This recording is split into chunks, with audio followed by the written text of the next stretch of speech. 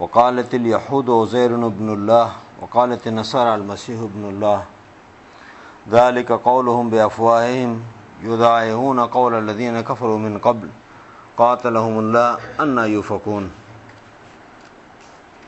اتخذوا أحبارهم ورهبانهم أربابا من دون الله والمسيح ابن مريم وما أمروا إلا ليعبدوا إلها واحدا لا إله إلا هو سبحانه عما يشركون يريدون أن يطفئوا نور الله بأفواههم ويأبى الله إلا أن يتم نوره ولو كره الكافرون.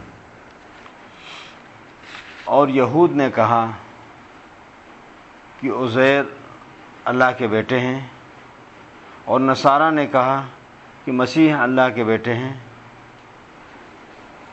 یہ ان کا اپنے منہ سے کہنا ہے، یہ ان لوگوں کی ان باتوں کی مشابہت کر رہے ہیں جن لوگوں نے اس سے پہلے کفر کیا. قاتلہم اللہ، اللہ انہیں ہلاک کرے، اللہ انہیں مارے. انا یؤفکون، یہ کہاں بہکائے جا رہے ہیں. اتخذوا احبارهم ورهبانهم اربابا من دون اللہ، ان لوگوں نے اپنے عالموں کو اور اپنے درویشوں کو، فقیروں کو اللہ کو چھوڑ کے رب بنا لیا ہے، اور مسیح ابن مریم کو بھی. حالانکہ انہیں حکم دیا گیا تھا کہ ایک اللہ کے علاوہ اور کسی کی عبادت نہیں کریں، اس کے علاوہ کوئی معبود نہیں ہے. جو کچھ یہ شرک کر رہے ہیں وہ اس سے پاک ہے. یہ چاہتے ہیں کہ اللہ کے نور کو اپنے منہ سے بجھا دیں، اور اللہ نہیں چاہتا مگر یہ کہ اس کا نور مکمل ہو، چاہے کافر اس کو ناپسند ہی کیوں نہ کریں. وقالت الیہود عزیر ابن اللہ،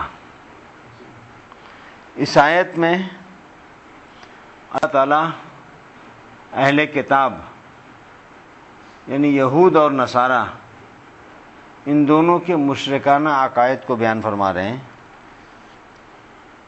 جیسا کہ پچھلی آیت میں اللہ تعالیٰ نے ان لوگوں سے قتال کرنے کا حکم دیا تھا، یہاں ان کے مشرکانہ عقائد بیان کر کے وجہ فرما رہے ہیں کہ ان سے قتال کیوں کرو. اس لیے کہ یہ شرک کر رہے ہیں، اور چھوٹا موٹا شرک نہیں، بہت بڑا شرک کر رہے ہیں. اس طریقے سے کہ یہ عزیر علیہ السلام کو یہود کہتے ہیں کہ اللہ کا بیٹا ہے، اور عیسائی حضرت عیسیٰ علیہ السلام کو کہتے ہیں کہ اللہ کے بیٹے ہیں. اللہ تعالیٰ ان تمام مشرکانہ عقائد سے پاک ہے. قل هو اللہ احد، اللہ ایک ہے. لم یلد ولم یولد، نہ اس کو کسی نے جنا ہے نہ وہ جنا جائے. حضرت ابو سعید خدری رضی اللہ عنہ بیان کرتے ہیں کہ رسول اللہ صلی اللہ علیہ وسلم نے فرمایا کہ جب قیامت کا دن آئے گا تو ایک پکارنے والا پکارے گا اور کہے گا کہ اے لوگو، تم میں سے جو جس کو پوجتا تھا اسی کے ساتھ ہو جائے. اللہ کی پرستش چھوڑ کے، اللہ کی عبادت چھوڑ کے بتوں کو یا جو آستانوں پہ، قبروں پہ جاتے ہیں ان کی پرستش کرنے والے ہیں، ان میں سے کوئی باقی نہیں رہے گا. سب کے سب جہنم میں گر جائیں گے، اور صرف وہی باقی رہ جائیں گے جو ایک اکیلے اللہ کی عبادت کرنے والے ہوں گے، یعنی موحد لوگ، توحید والے لوگ. ان میں اچھے برے سبھی لوگ ہوں گے، اور کچھ اہل کتاب بھی باقی رہ جائیں گے. پھر یہودی بلائے جائیں گے اور ان سے پوچھا جائے گا کہ تم کس کی عبادت کرتے تھے. یہ کہیں گے ہم عزیر علیہ السلام کی عبادت کرتے تھے جو اللہ کے بیٹے ہیں. دیکھیے یہ وہاں بھی کہیں گے، اللہ کے سامنے بھی اس کا اقرار کریں گے، اس لیے کہ وہاں یہ جھوٹ نہیں بول پائیں گے. ان سے کہا جائے گا کہ تم جھوٹ بولتے ہو، اللہ تعالیٰ کی نہ کوئی بیوی ہے اور نہ کوئی بیٹا. ان سے پوچھا جائے گا کہ تم کیا چاہتے ہو، تو کہیں گے اے ہمارے رب، ہم پیاسے ہیں، تو ہم کو پانی پلا دے. لیکن انہیں جہنم کی طرف اشارہ کیا جائے گا کہ تم ادھر ادھر نہیں جا سکتے. پھر انہیں جہنم کی طرف جمع کیا جائے گا اور جہنم میں یہ گرا دیے جائیں گے. اسی طریقے سے پھر عیسائیوں کو، نصارہ کو بلایا جائے گا، ان سے پوچھا جائے گا کہ تم کس کی عبادت کرتے تھے؟ وہ کہیں گے کہ ہم عیسیٰ علیہ السلام کی عبادت کرتے تھے جو اللہ کے بیٹے ہیں۔ ان سے بھی یہی کہا جائے گا کہ تم جھوٹ بولتے ہو، اللہ تعالیٰ کی نہ بیوی ہے نہ بیٹا ہے۔ ان سے پوچھا جائے گا کہ تم کیا چاہتے ہو؟ تو ان کے ساتھ بھی وہی ہوگا جو یہودیوں کے ساتھ ہوا، یعنی ان کو بھی جہنم میں گرا دیا جائے گا۔ اس حدیث کو امام بخاری نے نقل کیا ہے اپنے صحیح میں۔ قاتلہم اللہ وانا یؤفکون، اللہ انہیں ہلاک کرے، یہ کہاں گمراہ کیے جا رہے ہیں۔ مسلم کی کتاب الایمان میں حدیث حضرت ابو ہریرہ رضی اللہ عنہ سے مروی ہے، فرماتے ہیں کہ اس ذات کی قسم جس کے ہاتھ میں محمد صلی اللہ علیہ وسلم کی جان ہے، اس زمانے میں کوئی یہودی یا کوئی نصرانی اگر میرے بارے میں سنے، یعنی اللہ کے رسول صلی اللہ علیہ وسلم کے بارے میں سنے اور وہ اس پر ایمان نہیں لائے اور اس کے بغیر مر گیا ایمان لائے بغیر اللہ کے رسول صلی اللہ علیہ وسلم پر، اور جو کچھ اللہ کے رسول صلی اللہ علیہ وسلم دے کر بھیجے گئے ہیں، تو وہ جہنم میں جائے گا۔ اتخذوا احبارهم ورهبانهم اربابا من دون اللہ۔ اب اس آیت میں اہل کتاب کا دوسرا شرک بیان کیا جا رہا ہے کہ ان لوگوں نے اپنے علماء کو، یہودیوں کے جو ربی تھے اور عیسائیوں کے جو علماء تھے اور ان کے جو فقیر اور درویش تھے، ان لوگوں نے اللہ کو چھوڑ کے ان کو رب بنا لیا تھا۔ انہوں نے پوری شریعت انہی کے ذمہ کر دیا تھا۔ جس چیز کو یہ حرام کہتے تھے اس کو یہ حرام مانتے تھے، اور جس کو یہ حلال کہتے تھے اسی کو حلال مانتے تھے۔ انہوں نے اپنی کتاب تورات اور انجیل پر عمل کرنا چھوڑ دیا تھا، اب اپنے علماء اور اپنے درویش کی بات پر چلتے تھے۔ یہ ان کا دوسرا بڑا شرک تھا، اور ان کے علماء کی حالت یہ تھی کہ وہ اپنے اللہ کی دی ہوئی نازل کردہ کتاب سے حکم نہیں دیتے تھے، بلکہ ان کو کسی آدمی نے کوئی پیسہ دے دیا اور وہ پھر اپنے من کا جیسا فتویٰ چاہتا تھا ویسا فتویٰ یہ اس کو دے دیتے۔ اس لیے اللہ تعالیٰ نے ان کا یہ جو دوسری وجہ تھی ان سے قتال کرنے کی، یہ چاہتے ہیں کہ اللہ کے نور کو، اللہ کے دین کو اپنے منہ سے، یعنی مسلمانوں کی برائیاں بیان کر کے، اللہ کے رسول صلی اللہ علیہ وسلم کی برائیاں اپنے منہ سے بیان کر کے اللہ کے دین کو بجھا دیں، تو ایسا ممکن نہیں ہے، اس لیے کہ اللہ تعالیٰ تو اپنے دین کو مکمل کر چکا ہے۔ الیوم اکملت لکم دینکم واتممت علیکم نعمتی ورضیت لکم الاسلام دینا۔ اللہ تعالیٰ سے دعا ہے کہ اللہ تعالیٰ ہم کو ان یہود اور نصارہ کی سازشوں سے محفوظ فرما کر اور پکا سچا موحد بنائے، آمین یا رب العالمین۔ والذی ارسل رسولہ بالہدی ودین الحق لیظہرہ علی الدین کلہ ولو کرہ المشرکون۔ وہی ہے جس نے اپنا رسول ہدایت کے ساتھ اور دین حق کے ساتھ بھیجا ہے تاکہ وہ تمام دین پر اس کو غالب کر دے،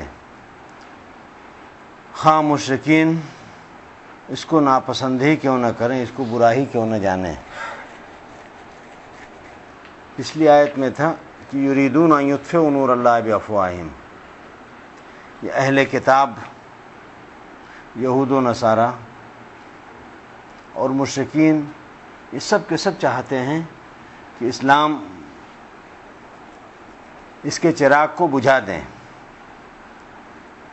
لیکن اللہ تعالیٰ اپنے نور کو، اپنے دین کو تمام ادیان پر غالب کر ہی کے رہے گا۔ اس آیت میں جو اس کے بعد والی آیت ہے، اللہ تعالیٰ نے مزید وضاحت کے ساتھ کہا کہ اللہ تعالیٰ نے اپنے رسول کو ہدایت اور دین حق کے ساتھ بھیجا ہے، کیوں؟ تاکہ وہ اس دین کو تمام ادیان پر غالب کر دے، چاہے اس کو مشرکین، اہل کتاب سب ناپسند کریں۔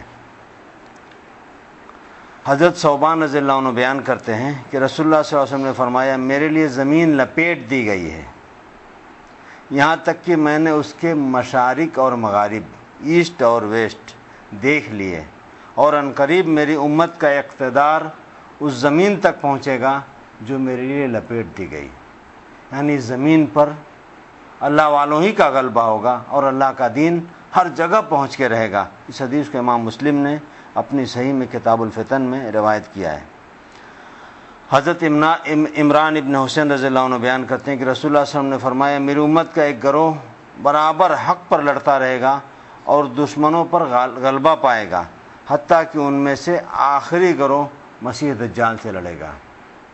اس حدیث کو امام ابو داؤد نے نقل کیا ہے۔ حضرت تمیم الدارمی ان کی مشہور حدیثیں بیان کرتے ہیں کہ میں نے رسول اللہ صلی اللہ علیہ وسلم کو فرماتے ہوئے سنا، یہ دین وہاں تک جائے گا جہاں جہاں دن اور رات ہے، یعنی پوری دنیا میں ہر جگہ یہ دین پہنچے گا۔ اللہ تعالیٰ معزز کو عزت اور ذلیل کو ذلت دے کر شہر اور دیہات کے ہر گھر میں اس دین کو داخل کرے گا، چاہے کوئی جھونپڑا ہو یا کوئی محل ہو، ہر جگہ انشاءاللہ یہ دین پہنچے گا۔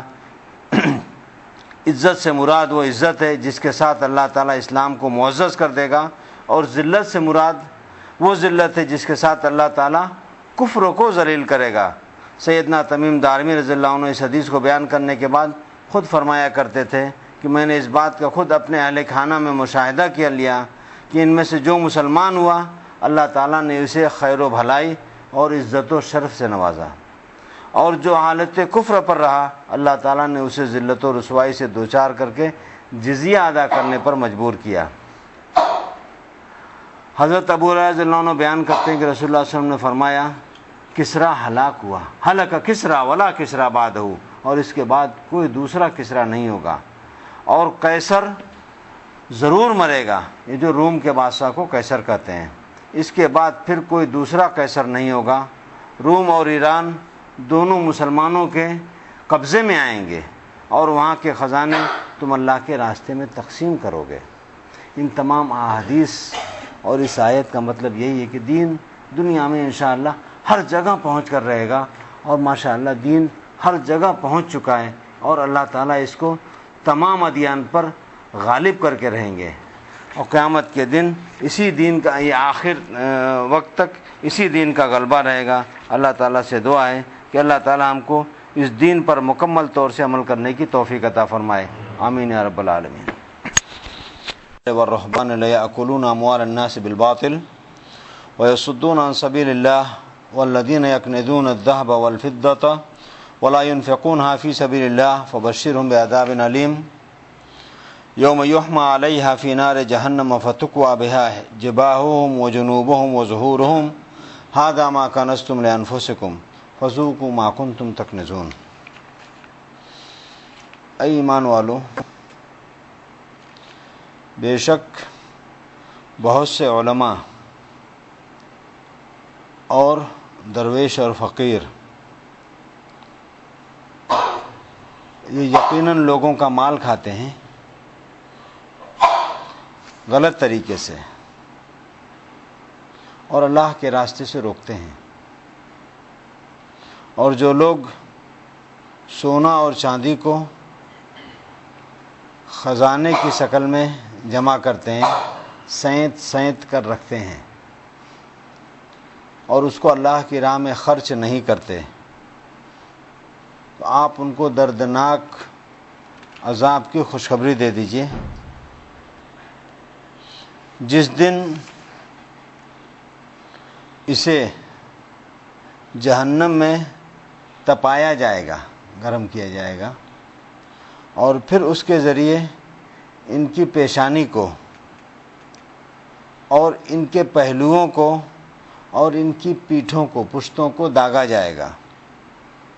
ھذا ما کنزتم لانفسکم، یہ وہ خزانہ ہے جس کو کہ تم نے اپنے لیے جمع کیا تھا، لہذا جو کچھ تم نے جمع کیا تھا اب تم اس کا مزہ چکھو۔ اس آیت میں اللہ تعالیٰ نے ایمان والوں کو خبردار کیا ہے، متنبہ کیا ہے ان علماء سے اور ان فقیروں سے، ان درویشوں سے جو ایک تو لوگوں کا مال غلط طریقے سے کھاتے ہیں اور اللہ کے راستے سے روکتے ہیں۔ علماء غلط طریقے سے لوگوں کا مال کھائیں اور اللہ کے راستے سے روکیں، آدمی کو شروع میں بڑا جھٹکا لگتا ہے کہ جن کو دین سکھلانے کے لیے بھیجا گیا تھا وہ اللہ کے راستے روکیں جن کو یہ تعلیم دینے کے لیے بھیجا گیا تھا کہ لوگوں کو اس بات پر آمادہ کریں کہ لوگ اللہ کی راہ میں مال کو خرچ کریں، وہ خود لوگوں کا مال غلط طریقے سے کھا جائیں۔ ایسا یہ یہود و نصارہ کے علماء کی صفت تھی، اور افسوس کہ آج بھی بہت سارے علماء ان چیزوں میں ملوث ہیں۔ ان کو دین کی بہت ساری صحیح معلومات رہتی ہیں، حدیثوں کا صحیح علم رہتا ہے، لیکن اس علم کے باوجود بھی وہ اپنے عوام کو، اپنے مصلیوں کو، اپنے ٹرسٹیان کو اس چیز سے بتاتے نہیں، اس ڈر سے کہ کہیں ہم نے ان کو صحیح مسئلہ بیان کر دیا اور وہ ان کے مسلک کے خلاف پڑا تو ہم اپنی نوکریوں سے ہاتھ دھو بیٹھیں گے۔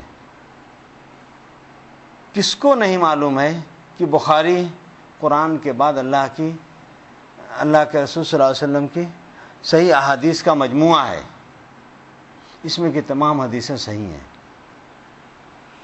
تمام علماء کو اچھی طریقے سے ان مسائل کا علم ہے، اس کے باوجود اپنی مصلحتوں کی بنیاد پر وہ لوگوں کے سامنے ان مسائل کو بیان نہیں کرتے، کہیں ان کی نوکری نہ چلی جائے۔ لوگوں کا مال کھانا نہیں تو اور کیا ہے۔ بہت سارے لوگ، آپ رمضان کے بعد خبریں پڑھتے ہوں گے اخبارات میں کہ علماء گرفتار کیے جاتے ہیں کہ لوگوں کے مال جمع کرتے تھے یہ غلط طریقے سے، غلط رسیدیں لے کے، لوگوں کو گمراہ کر کے۔ لوگ علماء پہ اندھا اعتقاد کرتے ہیں، بھروسہ کرتے ہیں۔ یہ یہودی علماء تھے، اور افسوس یہ کہ آج یہ ہمارے علماء بھی اس قسم کی حرکتیں کرتے ہیں۔ تو یہ ہوا لوگوں کا مال کھانا، اور یصدون عن سبیل اللہ، اللہ کے راستے سے روکتے ہیں۔ کس طریقے سے؟ لوگوں کو صحیح باتیں نہیں پہنچاتے، تو صحیح باتیں دین کی نہیں پہنچانا یہ اللہ کے راستے سے روکنا ہوا۔ والذین یکنزون الذهب والفضة ولا ينفقونها فی سبیل اللہ، اور جو لوگ سونا اور چاندی جمع کر کے خزانے کے شکل میں رکھتے ہیں، جس طریقے سے خزانہ آدمی جمع کرتا ہے، بہت سارا سونا، بہت سارا چاندی جمع کر لیا، ولا ينفقونها فی سبیل اللہ، اور اس کو اللہ کے راستے میں خرچ نہیں کرتے، تو ان کو دردناک عذاب دے دیجیے۔ سونا اور چاندی جمع کرنا کوئی عیب کی بات نہیں ہے۔ اس میں غلط کیا ہے؟ اس میں سے اللہ کا حق نہ نکالنا، اللہ کی راہ میں خرچ نہیں کرنا، صدقہ و خیرات نہیں کرنا۔ آپ نے اپنے مال میں زکوٰۃ ادا کر دیا ہے تو آپ کا مال پاک ہو گیا، اب آپ اس کو رکھ سکتے ہیں۔ پھر دوبارہ جب اس پر پورا سال گزر جائے اور آپ نے اس میں سے اللہ کا حق نکال دیا، اس کی زکوٰۃ ادا کر دیا، تو یہ مال آپ کے لیے کنز نہیں ہوا، یہ خزانہ نہیں ہوا۔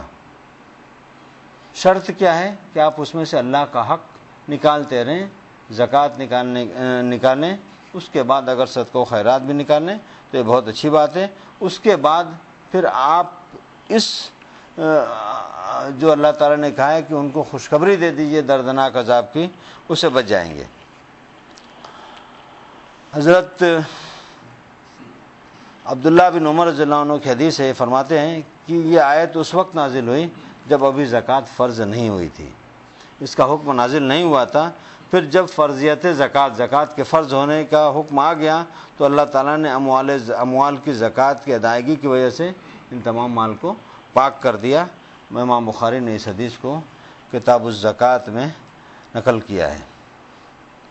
حضرت ابو ہریرہ رضی اللہ عنہ بیان کرتے ہیں کہ رسول اللہ صلی اللہ علیہ وسلم نے فرمایا، جس کو اللہ تعالیٰ نے مال دیا، اس نے اس کی زکوٰۃ ادا نہیں کیا، مال دیا اللہ نے اور اللہ کے مال میں اس نے اللہ کا حق نہیں نکالا، زکوٰۃ نہیں نکالا، تو قیامت کے دن اس کا مال گنجے سانپ، وہ سانپ جس کے سر پر بال نہیں ہوتا ہے، بہت پرانا، بہت بوڑھا سانپ ہو جاتا ہے، بہت زہریلا ہو جاتا ہے، گنجے سانپ کی شکل میں اس آدمی کے پاس لایا جائے گا۔ اس کی پیشانی پر کشمش، وہ جو کشمش کے دانے جیسے 2 سیاہ کالے نقطے ہوں گے۔ قیامت کے دن وہ سانپ اس کے لیے توق بنا دیا جائے گا، ہار، اور پھر وہ اس کے دونوں جبڑوں کو کاٹے گا اور کہے گا انا مالک، میں تیرا مال ہوں، انا کنزک، میں تیرا خزانہ ہوں۔ پھر آپ صلی اللہ علیہ وسلم نے قرآن کی اس آیت کو تلاوت کیا، وَلَا يَحْسَبَنَّ الَّذِينَ يَبْخَلُونَ بِمَا آتَاهُمُ اللَّهُ مِنْ فَضْلِهِ هُوَ خَيْرًا لَهُمْ، اور وہ لوگ جو اپنے مال میں جس کو اللہ تعالیٰ نے اپنے فضل و کرم سے انہیں نوازا ہے اس میں بخالت سے کام لیتے ہیں، وہ ہرگز یہ گمان نہ کریں کہ یہ ان کا یہ جمع کرنا یہ ان کے لیے بہتر ہے، بل هو شر لهم، بلکہ یہ ان کے لیے انتہائی برا ہے۔ سَيُطَوَّقُونَ مَا بَخِلُوا بِهِ، ان قریب ضرور بالضرور جس بخالت سے کام لے رہے ہیں، جس کو وہ جمع کر رہے ہیں، اس کا ہار پہنا کر ان کو ہار پہنایا جائے گا قیامت کے دن۔ یوم یحمى علیہ فی نار جہنم فتکوی بأعجابہم، قیامت کے دن ان کا یہ مال جس کی انہوں نے زکوٰۃ ادا نہیں کی ہوگی، کہ اس کو تختے کی شکل میں آگ پر داغا جائے گا، گرم کیا جائے گا، اور گرم کرنے کے بعد ان کی پیشانیوں پر، ان کے پہلوؤں پر اور ان کے پیٹھوں پر ان کا یہ خزانہ سونا اور چاندی جو انہوں نے جمع کر کے رکھا ہوگا اس سے داغا جائے گا۔ حضرت ابو ہریرہ رضی اللہ عنہ بیان کرتے ہیں کہ رسول اللہ صلی اللہ علیہ وسلم نے فرمایا، اگر کوئی سونے یا چاندی کا مالک اس کا حق ادا نہیں کرتا، یعنی زکوٰۃ ادا نہیں کرتا، تو قیامت کے دن اس کے لیے آگ کے تختے بنائے جائیں گے، اس کو جمع کر کے اس سونے اور چاندی کو، پھر دوزخ کی آگ سے انہیں خوب گرم کیا جائے گا، اور گرم کر کے اس کے پہلو کو، بازو کو، اور اس کی پیشانی کو اور اس کی پیٹھ کو اس کے اس مال، اس کے اس کنز، اس کے اس خزانے کے ذریعے داغا جائے گا۔ پھر جب وہ ٹھنڈے ہو جائیں گے تو اس کو دوبارہ گرم کیا جائے گا، ایسا نہیں کہ ایک مرتبہ داغنے کے بعد چھوڑ دیا جائے گا، پھر دوبارہ گرم کیا جائے گا۔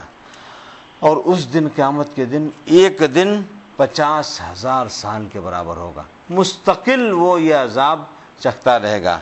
کس بنیاد پر؟ ایک کہ اس نے اپنے مال کی زکوٰۃ ادا نہیں کیا ہے۔ اللہ تعالیٰ سے دعا ہے کہ اللہ تعالیٰ ہم سب کو توفیق دے کہ ہم ایسے علماء سے بچے رہیں جو لوگوں کا مال غلط طریقے سے کھاتے ہیں اور لوگوں کو اللہ تعالیٰ کے راستے سے روکتے ہیں، اور اس بات کی توفیق دے کہ ہم اپنے مالوں میں اللہ کا پورا حق ادا کریں اور اس کے بعد اس میں صدقہ و خیرات بھی کرتے رہیں۔ آمین یا رب العالمین۔ الشیطان الرجیم۔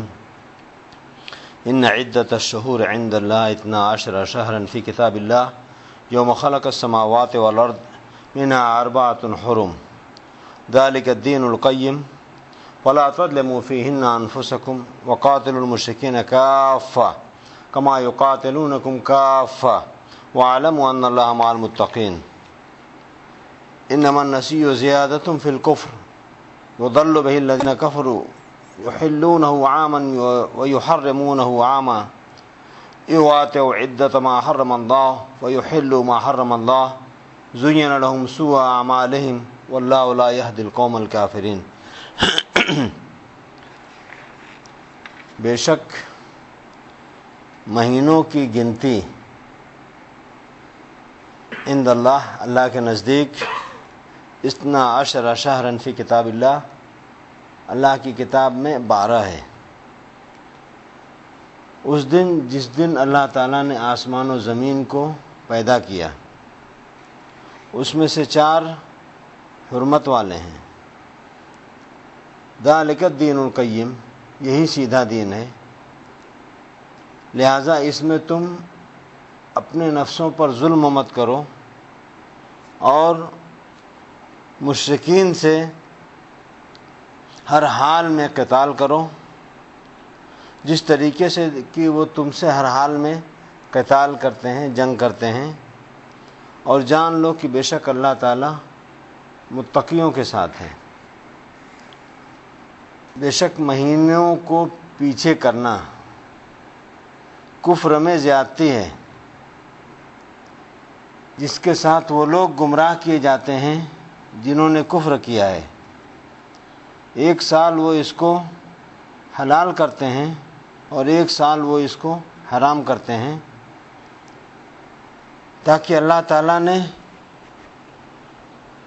جو حرام کیے ہیں اس کی گنتی کو وہ اس کو برابر کر لیں. شیطان نے ان کے اعمال کو مزین کیا ہے اور اللہ تعالیٰ کافر قوم کو ہدایت نہیں دیتا. یہود،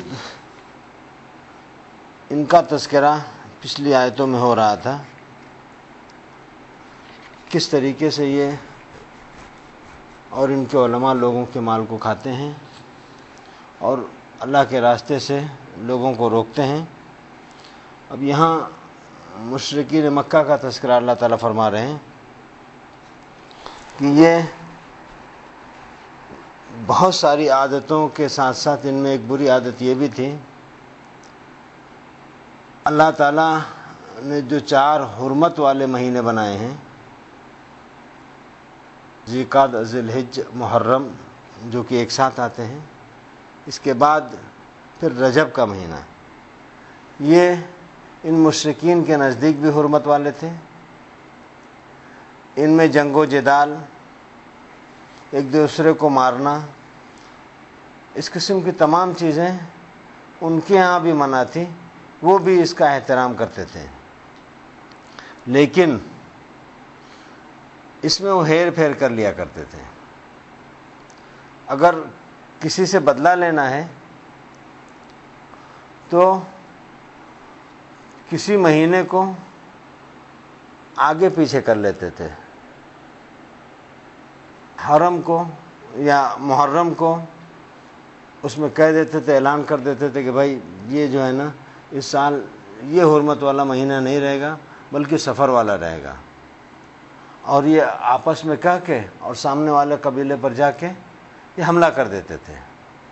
اب وہ سامنے والے قبیلے کو نہ اس کا علم رہتا تھا، نہ اس کی تیاری کیا رہتا تھا، وہ بیچارہ مارا جاتا تھا. اپنے حساب سے یہ ان حرمت والے مہینوں میں ہیر پھیر کیا کرتے تھے.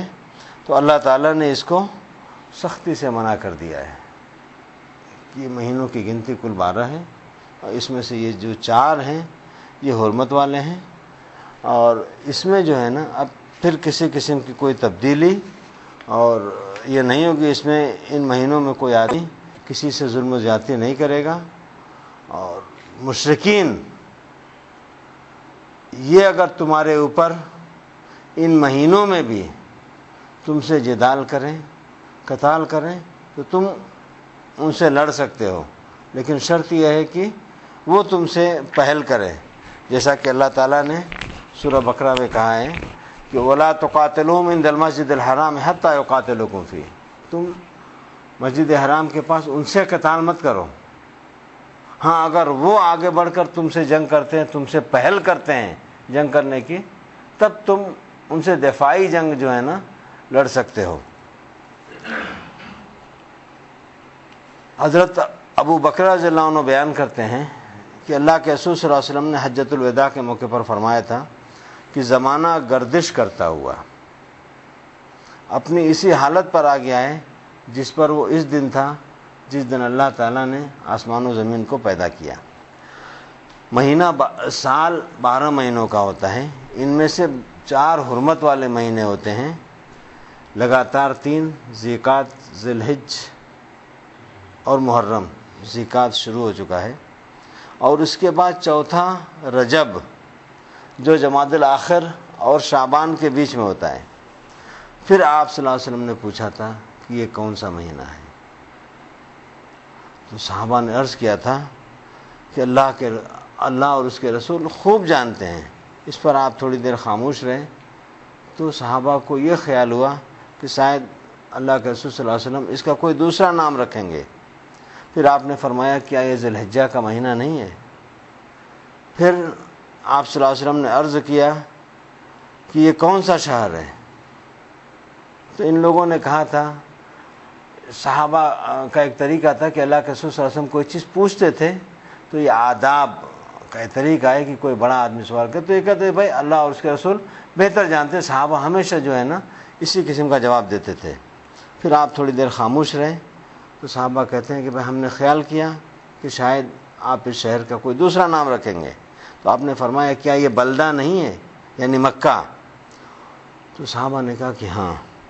پھر آپ نے پوچھا کہ آج کون سا دن ہے؟ تو صحابہ نے پھر وہی جواب دیا کہ اللہ اور اس کے رسول بہتر جانتے ہیں۔ پھر آپ خاموش رہے تھوڑی دیر، اور پھر آپ نے کہا کہ کیا یہ یوم النحر نہیں ہے؟ ہم نے کہا کہ ہاں۔ پھر آپ نے فرمایا خوب سن لو، تمہاری جانیں، تمہارا مال اور تمہاری عزتیں تم پر اسی طریقے سے حرام ہیں جس طریقے سے کہ یہ مہینہ اس شہر میں اور آج کا دن محترم ہے۔ تم ایک روز اپنے رب سے ملاقات کرو گے، وہ تم سے تمہارے اعمال کے متعلق پوچھے گا، لہٰذا یہ نہ کرنا کہ میرے بعد ایک دوسرے کی گردنیں کاٹنے لگو اور گمراہ ہو جاؤ۔ اس حدیث کو امام بخاری نے کتاب المغازی باب و حجۃ الوداع میں روایت کیا ہے۔ انما النسیء زیادۃ، نسی کہتے ہیں یہ مہینوں کو پیچھے کرنا۔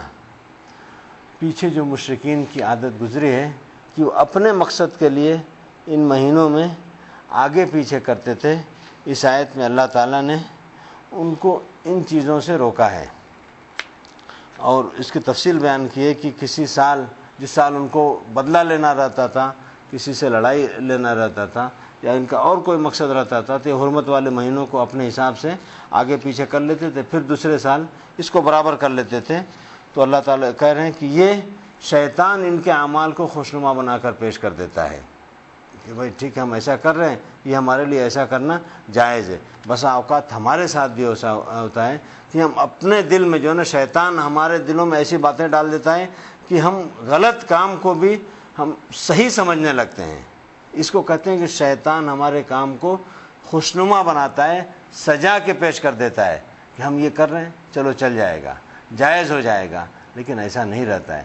کبھی بھی کتاب و سنت میں کسی کی کوئی تبدیلی نہیں ہوتی ہے۔ اللہ تعالیٰ نے جس چیز کا فیصلہ کر دیا اس کے اندر لا تبدیل لکلمات اللہ ہے، اللہ کے فیصلے میں کسی قسم کی کوئی کمی اور زیادتی نہیں ہوتی ہے، اور اللہ تعالیٰ کافر قوم کو اسی لیے ہدایت نہیں دیتا ہے۔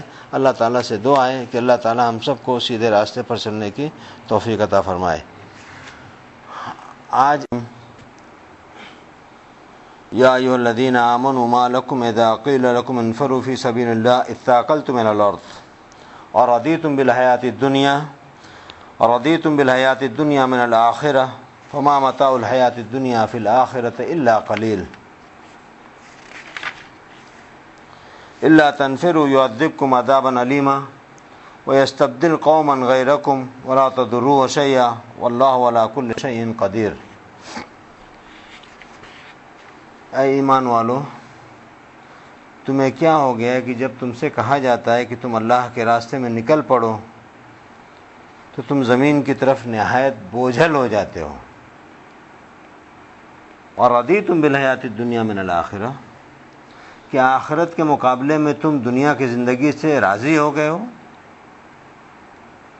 یہ جان لو کہ دنیا کی زندگی کا سامان آخرت کے مقابلے میں بہت تھوڑا ہے۔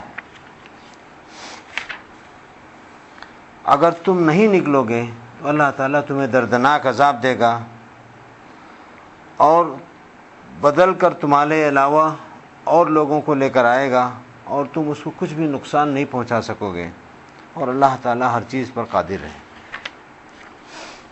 اس آیت میں اللہ تعالیٰ اہل ایمان سے مخاطب ہیں کہ اے ایمان والو، تمہیں کیا ہو گیا ہے کہ جب رسول تمہیں جہاد کا حکم دے رہے ہیں، اللہ کی راہ میں نکل کر قتال کرنے کے لیے کہہ رہے ہیں، تو تم نکلتے نہیں ہو۔ کہیں ایسا تو نہیں کہ تمہارا ایمان کمزور ہو گیا ہے؟ تمہارے مال و دولت اور تمہارے گھر والے تم کو اس نیک فریضے سے روک رہے ہیں؟ دنیاوی زندگی، دنیاوی عیش و آرام، اس کو تم آخرت کے مقابلے میں زیادہ ترجیح دے رہے ہو، تو تم جان لو کہ آخرت کی زندگی ہی اصل ہے، دنیا اور دنیا کا سامان اس کی کوئی حقیقت نہیں ہے۔ دراصل یہ آیات غزوہ تبوک میں جو لوگ پیچھے رہ گئے تھے ان کو سرزنش کی جا رہی ہے آپ کو معلوم ہے کہ غزوہ تبوک ایسے حالات میں ہوا تھا جبکہ کھجور تقریباً پک چکے تھے، انتہائی گرمی پڑ رہی تھی، اور یہی وہ غزوہ تھا جس میں اللہ کے رسول صلی اللہ علیہ وسلم نے پہلے ہی سے بتا دیا تھا کہ ہمارے منزل مقصود کہاں ہے، ورنہ اس سے پہلے صاف صاف کھل کے بتاتے نہیں تھے کہ ہم کو کہاں پہ جانا ہے۔ اس مرتبہ کھل کے بتا دیا تھا اور پوری طریقے سے تیاری کا حکم دیا تھا کہ لوگ اپنے مال جمع کریں، ہمارا مقابلہ جن لوگوں سے ہونے والا وہ پوری تیاری کے ساتھ آ رہے ہیں۔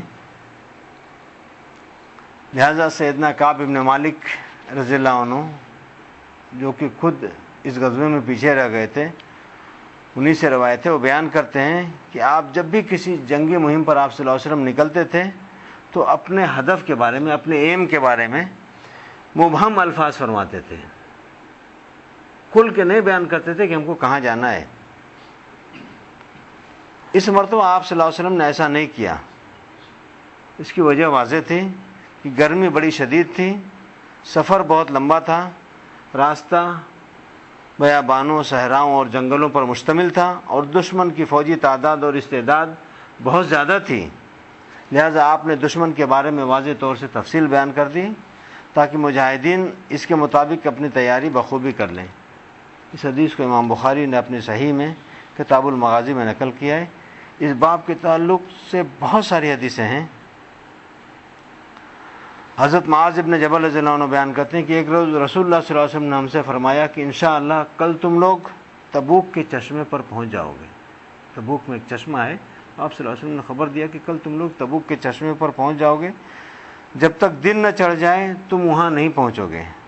آگاہ رہو کہ جب تم وہاں پر پہنچو گے تو جب تک میں نہ وہاں پہ پہنچ جاؤں تم اس چشمے کو ہاتھ نہیں لگاؤ گے، اس کو استعمال نہیں کرو گے، اس میں سے پانی نہیں پیو گے۔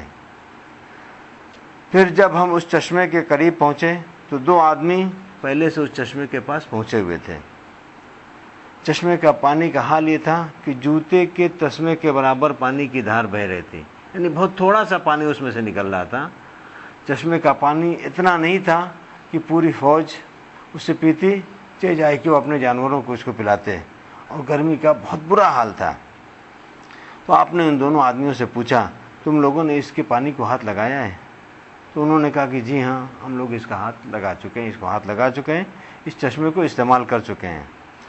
اس پر آپ صلی اللہ علیہ وسلم نے اللہ کو جو کچھ بھی منظور تھا ان کو ڈانٹا، ان کے سرزنش کیا، اور اس کے بعد آپ کے حکم سے مجاہدین نے چلوؤں سے تھوڑا تھوڑا پانی لے کر ایک برتن میں جمع کیا۔ چلو ایسے ہاتھ سے پانی لے کر اس چشمے سے اور ایک برتن میں آپ صلی اللہ علیہ وسلم نے اس میں جمع کیا۔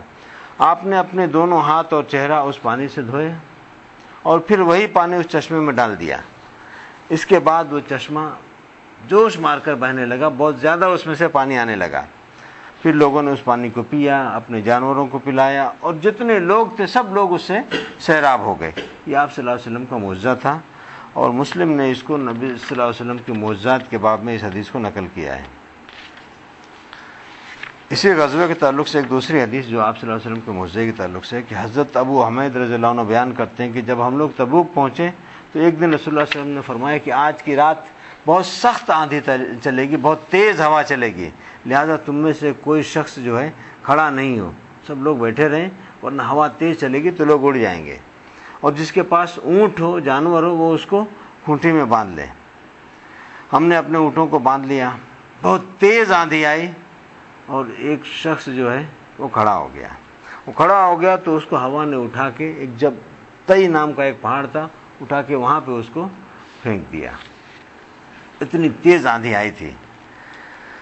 بہرحال اس کے بعد والی جو آیت ہے کہ اگر تم نہیں نکلو گے، اللہ اور اس کے رسول کی بات نہیں مانو گے، اللہ کی راہ میں جہاد نہیں کرو گے، تو جان لو کہ اللہ تعالیٰ تمہیں بہت دردناک عذاب دے گا، اور اللہ تعالیٰ اس چیز پر قادر ہے کہ تم کو بدل کے کچھ ایسے لوگوں کو لے کر آئے گا جو کہ اللہ کی بات مانیں گے، اللہ کی راہ میں جہاد کریں گے، اور تم اللہ تعالیٰ کا کچھ بگاڑ نہیں سکتے۔ اللہ تعالیٰ ہر چیز پر قادر ہے۔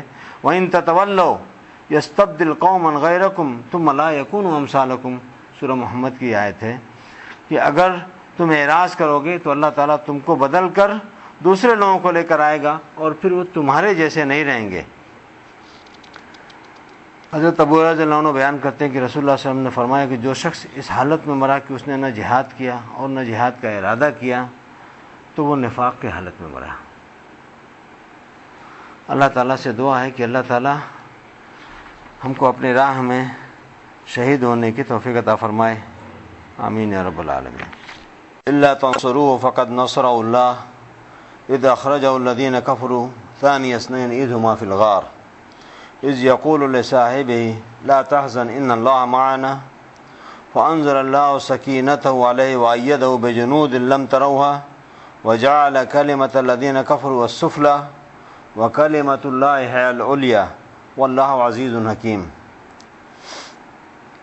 الا تنصروه، اگر تم اس کی مدد نہیں کرو گے، فقد نصرہ اللہ، تو یقیناً اللہ تعالیٰ نے ان کی مدد کیا اس وقت جب کہ ان کو ان لوگوں نے نکالا جن لوگوں نے کفر کیا تھا، اس حال میں جب کہ وہ دو کے دوسرے تھے، یعنی وہ دو آدمی تھے اور وہ دو کے دوسرے تھے، اذ ہما فی الغار، جب کہ وہ غار میں تھے، اور جب وہ اپنے ساتھی سے کہہ رہے تھے لا تحزن، غم نہ کرو، بے شک اللہ تعالی ہمارے ساتھ ہے، بس اللہ تعالیٰ نے اپنی سکینت کو ان کے اوپر نازل کیا اور ان کو طاقت بخشا ایسی فوج سے جس کو کہ تم نے دیکھا نہیں تھا، اور کافروں کی بات کو نیچے کیا اور اللہ کی بات اوپر ہے، اور اللہ تعالیٰ بہت سب پر غالب ہے اور بہت زیادہ حکمت والا ہے۔ غزوہ تبوک سے پیچھے رہ جانے والے لوگ، اس میں بہت سارے لوگ تھے، تقریباً 80 کے قریب تو منافقین تھے یا اس سے زیادہ، اور پھر مسلمانوں میں سے 3 مشہور لوگ تھے جو کعب ابن مالک تھے اور مرارہ ابن ربیع تھے اور ہلال ابن امیہ تھے، اور اللہ تعالیٰ نے ان لوگوں کی توبہ کو قبول بھی کیا، اور یہ لوگ جس آزمائش سے گزرے تھے کہ 50 دن تک مکمل ان کا بائیکاٹ رہا، اور ان کے اوپر بڑی بڑی آفر آئی مشرکین کی طرف سے، بادشاہوں کی طرف سے، لیکن یہ لوگ اپنی جگہ ثابت قدم رہے اور ان کو اپنی غلطی کا احساس ہو گیا تھا۔ اللہ تعالیٰ ان لوگوں کو مخاطب کر کے کہہ رہے ہیں کہ تم غزوے میں نہ جا کے تم اللہ کی جو مدد نہیں کر رہے ہو، تو اللہ تعالیٰ اپنے دین اور اپنے رسول کی مدد کرنے پر قادر ہے۔ یہ ہجرت کا واقعہ یہاں پہ بیان ہو رہا ہے، اس آیت سے پہلے بھی غزوہ تبوک کا واقعہ تھا اور اس آیت کے بعد بھی غزوہ تبوک کا واقعہ ہے، اور اللہ تعالیٰ نے اس وقت اپنے رسول کی مدد کیا تھا۔ کب؟ جبکہ وہ صرف 2 تھے اور غار میں تھے، اور ان کی حالت یہ تھی کہ ہمیشہ خوف میں مبتلا رہتے تھے کہ کب مشرکین آ کے ان کو دبوچ لیں گے۔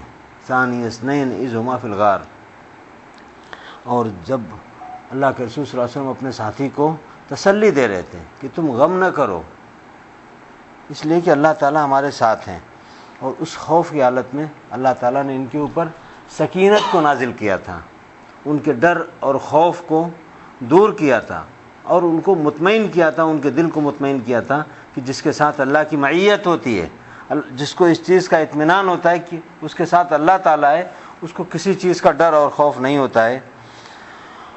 اور پھر اللہ تعالیٰ نے ایسے لوگوں سے ان کی مدد کیا جن کو آپ دیکھ نہیں سکتے تھے، فرشتوں کے ذریعے، اور اللہ تعالیٰ نے کفار کی بات کو نیچے ثابت کیا۔ ظاہر بات ہے ان لوگوں نے جو ارادہ کر رکھا تھا کہ اللہ کے رسول صلی اللہ علیہ وسلم کو نعوذ باللہ گرفتار کریں گے یا قتل کریں گے یا شہر بدر کریں گے، ہجرت سے پہلے یہی تو ان کا ارادہ تھا، ان تمام چیزوں میں اللہ تعالیٰ نے انہیں ناکام کیا اور اللہ کے رسول صلی اللہ علیہ وسلم کو کامیاب کیا۔ ان تمام 11 لوگ جو آپ کے گھر کے باہر کھڑے ہوئے تھے، ان سب کے موجودگی میں آپ صلی اللہ علیہ وسلم ان کے درمیان سے ہوتے ہوئے نکل آئے اور حضرت ابو بکر رضی اللہ عنہ کو لے کے اور آپ اپنے راستے پر چل پڑے۔ اللہ تعالیٰ سب پر غالب ہے اور وہ بہت زیادہ حکمت والا ہے۔ ہجرت کے واقعے سے آپ تمام لوگ جو ہے نا اچھی طریقے سے واقف ہوں گے، اور ہجرت کا واقعہ تمام سیرت کی کتابوں میں تفصیل سے لکھا ہوا ہے، رحیق المختوم میں بھی اور سیرت کی دیگر کتابوں میں بھی۔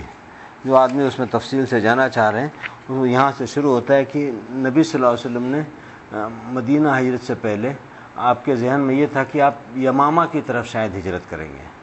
پھر آپ صلی اللہ علیہ وسلم کو خواب آیا کہ آپ اس شہر کی طرف ہجرت کر رہے ہیں جو کھجور والی زمین ہے۔ اس کے بعد آپ کو کلیئر ہوا کہ ہاں آپ مدینہ کی طرف آپ کو ہجرت ہوگی، اس سے پہلے آپ کو پتہ نہیں تھا کہ آپ کو مدینہ ہجرت کر کے جانا ہے۔ پھر اس کے بعد آپ صلی اللہ علیہ وسلم کو اجازت ملتی ہے اور آپ صلی اللہ علیہ وسلم اپنے معمول سے ہٹ کے بالکل دوپہر کے وقت حضرت ابوبکر رضی اللہ عنہ کے گھر اپنے سر، مشہور بخاری کی حدیث ہے، سر ڈھاکے ہوئے جاتے ہیں اور حضرت ابوبکر رضی اللہ عنہ سے کہتے ہیں کہ اپنے گھر والوں کو آپ کنارے کر دیجئے۔ حضرت ابوبکر رضی اللہ عنہ کہتے ہیں کہ آپ کے گھر والے لوگ ہیں، اور پھر وہاں پہ آپ کہتے ہیں کہ بھائی مجھ کو اجازت مل گئی ہے۔ حضرت ابوبکر رضی اللہ عنہ کہتے ہیں کہ اللہ کے رسول صلی اللہ علیہ وسلم آپ پر میرے باپ قربان ہوں، میں آپ کے ساتھ جانا چاہتا ہوں۔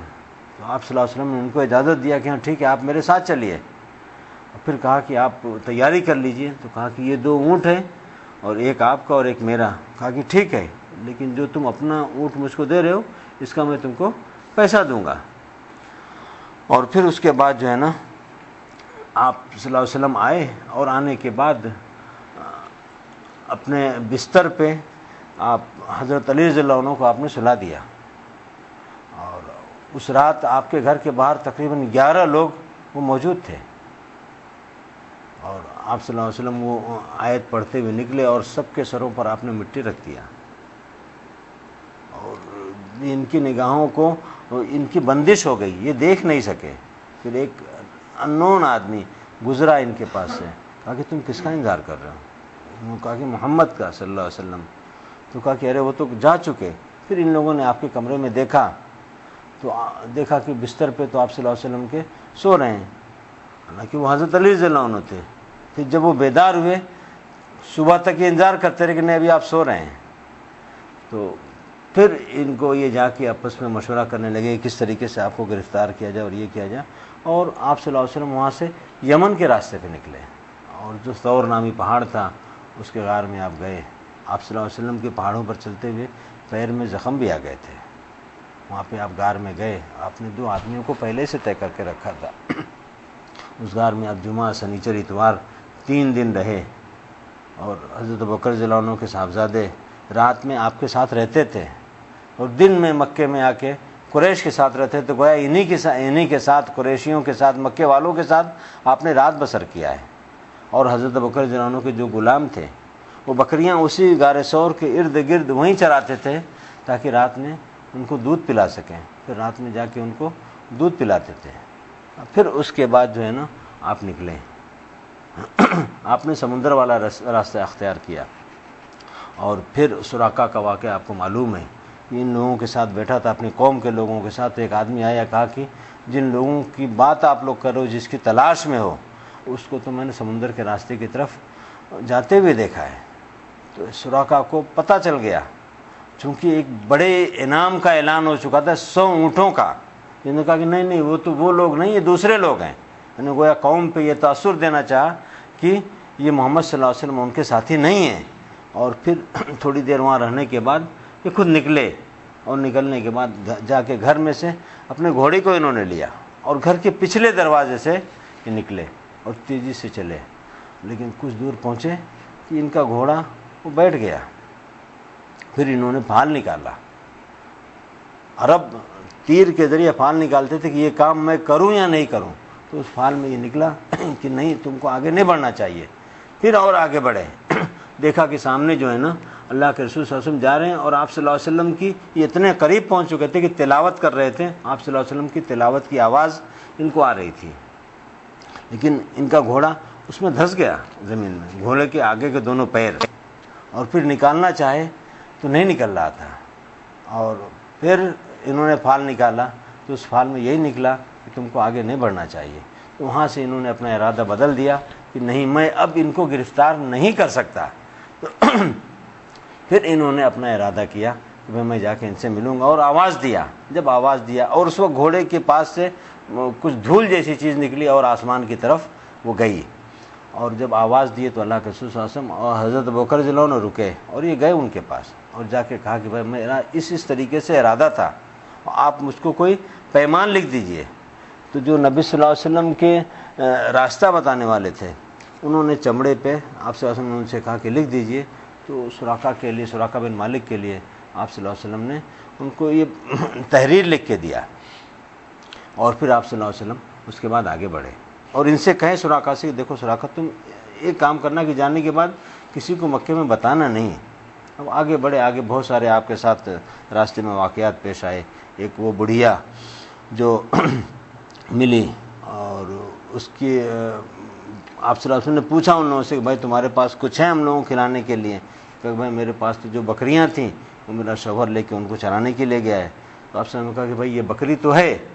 تو کہا کہ نہیں, یہ بکری ہے لیکن بیکار ہے اور اس پہ دودھ نہیں دیتی ہے, اس کے تھن میں دودھ نہیں اترتا.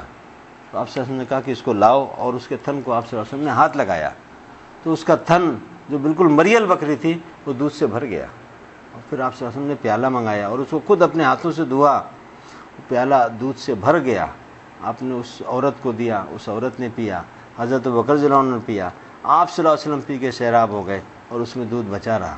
جب اس کا شوہر آیا تو پھر پوچھا کہ بھائی کیا معاملہ ہے, تمہارے پاس دودھ کہاں سے آیا؟ بکریاں تو میرے پاس تھیں. تو انہوں نے پورا واقعہ بیان کیا, کہا کہ بھائی ایسے ایسے آدمی گزرے ہیں. تو ان کے شوہر نے کہا کہ مجھ کو تو یہ لگتا ہے کہ یہ وہی آدمی ہیں قریش میں جن کا تذکرہ ہو رہا تھا اور جن کے تلاش کرنے کے لیے لوگوں نے بڑا انعام مقرر کر رکھا ہے. یہ یقیناً نبی ہیں اور میں ان کی تلاش میں جاؤں گا تاکہ میں ان کے ساتھ ہو لوں. اور پھر اس طریقے سے آپ صلی اللہ علیہ وسلم ان واقعات کے ساتھ آگے بڑھے اور آپ صلی اللہ علیہ وسلم مدینہ پہنچے. یہ پورا ہجرت کا واقعہ ہے. دیکھیے کن حالات سے گزرے اور اللہ تعالیٰ نے آپ کی مدد کیا. تو یہی بتا رہے ہیں کہ ہم اللہ کا دین کسی مدد کا محتاج نہیں ہے. اللہ تعالیٰ لوگوں کو توفیق دیتا ہے کہ اللہ تعالیٰ لوگ خود اپنی مدد کریں گے. آپ اگر دین پر عمل کر رہے ہیں تو یہ آپ خود اپنے اوپر خیر خواہی اور اپنی بھلائی کر رہے ہیں. اللہ تعالیٰ سے دعا ہے کہ اللہ تعالیٰ ہم سب کو کتاب و سنت پر عمل کرنے کی توفیق عطا فرمائے. آمین یا رب العالمین.